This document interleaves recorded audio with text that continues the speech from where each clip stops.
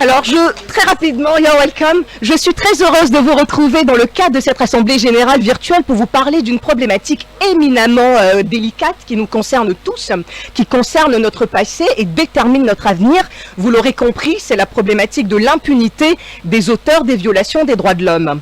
Le problème de l'impunité est si profondément ancré dans notre pays au point que les organisations de défense des droits de l'homme et certains observateurs avisés en viennent à parler de culture de l'impunité. Alors qu'il s'agisse du dialogue national ou de négociations de paix, la question de l'impunité est au centre du débat entre deux parties à la recherche d'un introuvable équilibre entre, d'une part, la logique de l'oubli qui anime l'oppresseur et de l'autre, la logique de la justice, à laquelle appelle de tous ses voeux la victime. Le déni de justice observé ces 10 dernières années en Guinée est scandaleux en ce qui concerne aussi bien le traitement du contentieux électoral que la protection des droits et libertés des citoyens.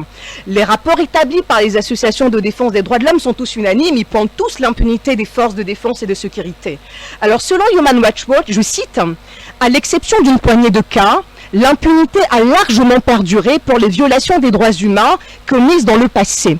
Il n'y a eu aucun procès pour au moins une douzaine de meurtres de manifestants par les forces de sécurité lors de manifestations en 2018, non plus que pour des protestataires tués lors de manifestations en 2019.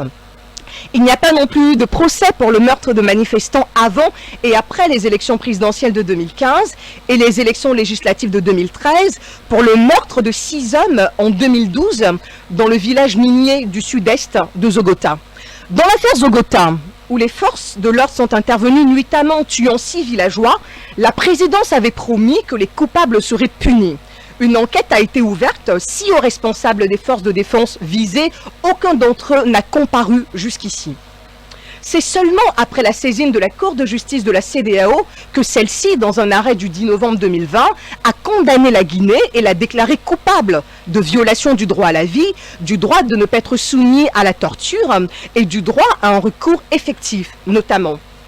À ce propos, j'aimerais citer Maître Frédéric Loua, avocat des victimes, qui s'est exprimé en ces termes. La justice guinéenne est forte quand elle peut s'attaquer aux plus faibles, c'est-à-dire aux citoyens. Mais elle est faible, voire inexistante, lorsque ce sont des forces de défense et de sécurité qui commettent de graves violations des droits de l'homme, et nous sommes à chaque fois obligés de nous adresser aux juridictions internationales pour que justice soit faite. Face aux vagues de répression violente à l'encontre des manifestations pacifiques du FNDC, le Parlement de l'Union européenne indiquait « Le gouvernement, et je cite, « Le gouvernement de la République de Guinée a lancé rapidement une enquête transparente, impartiale et indépendante sur les morts et les blessures de manifestants, ainsi que les accusations d'usage excessif de force et d'autres violations des droits de l'homme par des agents des services répressifs. Le Parlement de l'UE demandait que les responsables, y compris au sein des forces de police et de sécurité, soient tenus de rendre compte et ne bénéficient pas d'une forme d'impunité.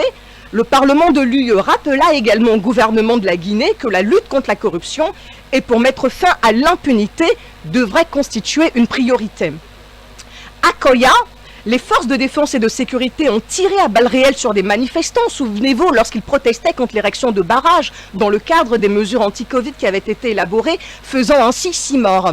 Une délégation gouvernementale s'est rendue dans la région le 17 juin 2020 et a proposé la somme de 10 millions à chacune des victimes. Selon l'un des témoignages recueillis par Amnesty International, selon l'un des témoignages de l'une des victimes, je cite, « Ils nous ont dit qu'ils viennent nous demander pardon, comme si le pardon se décrétait. Ils nous ont donné un sac de riz et 10 millions de francs guinéens. On n'a pas pardonné, on a demandé la justice. » Tel est ainsi, militants et sympathisants, le prix auquel une vie humaine est évaluée sous le régime Condé. Il convient aussi, et c'est un aspect très important, de faire état de l'impossibilité de diligenter des enquêtes judiciaires en raison de l'absence de moyens de conservation, contraignant les familles à enterrer rapidement les corps, rendant impossible ainsi la réalisation des autopsies qui sont susceptibles d'indiquer les causes des décès et d'identifier les armes utilisées. Une source judiciaire a déclaré à Amnesty, je cite, « Le gouvernement ne veut pas que les corps soient déposés à la morgue, car la suite logique est la réalisation d'autopsies, et les rapports d'autopsie indiqueraient clairement les causes des décès, et dans tous les cas, ce sont des morts violentes par balle.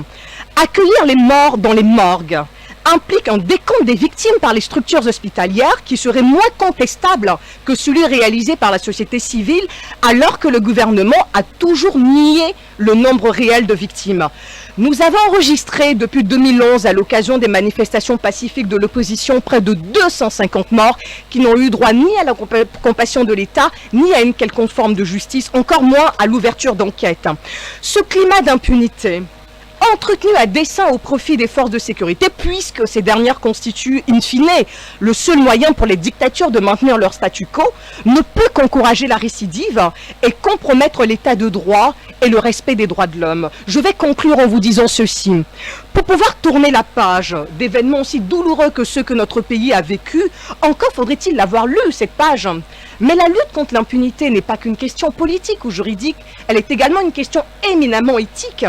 La lutte contre l'impunité, pour revenir aux propositions émises à l'UFDG, implique que soit conjointement assuré, dans l'intérêt des victimes des violations des droits, le respect effectif du droit de savoir qui renvoie au droit à la vérité, comme nous y exhortait M. Cellou Dalein Diallo dans son discours d'ouverture de campagne, mais aussi le droit à la justice, le droit à la réparation, et des garanties de non-répétition sans lesquelles il n'est pas de remède efficace contre les effets néfastes de l'impunité. Alors s'il faut, très cher, et je m'arrêterai là, s'il faut à un moment donné, tenir compte des aspirations à la réconciliation nationale, il faut respecter certaines limites en deçà desquelles la réconciliation nationale deviendrait complice de l'impunité. Et vous savez que j'aime bien vous inviter à une parenthèse méditative, et cette 8e édition ne dérogera pas à cette règle. Je cite un rapport, en extrait issu du rapport Jouannet des Nations Unies contre l'impunité. Des origines de l'humanité à l'époque contemporaine, l'histoire de l'impunité est celle d'un perpétuel conflit et d'un étrange paradoxe. Conflit opposant l'opprimé à son oppresseur, la société civile à l'État, la conscience humaine à la barbarie.